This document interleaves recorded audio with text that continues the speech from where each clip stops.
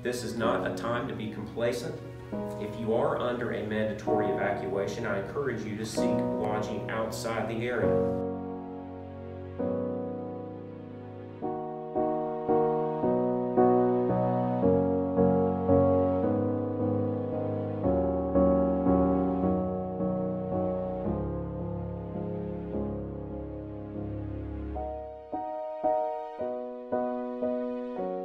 Here in Wilmington at the StarNews offices, we are seeing the massive amounts of rain and wind that are accompanying Hurricane Florence as she makes landfall. The storm's hitting, the town's pulling together, and you're finding a place to eat. And this is one of the last spots that's open. The Waffle House is willing to stay open.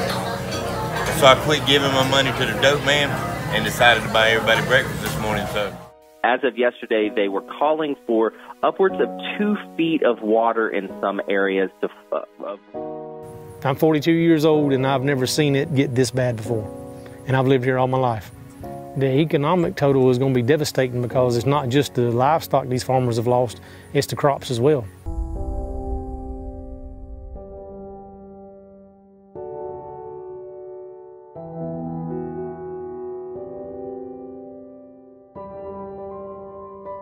We're using hotspots from our phone, we're using our generator, we're using very limited light, but we are getting the news out, we're getting pictures out, we're getting the latest updates that we're getting from all the emergency operation centers in our area. So we are seeing disaster all across our state, but I know it's been particularly tough down here because you've been cut off.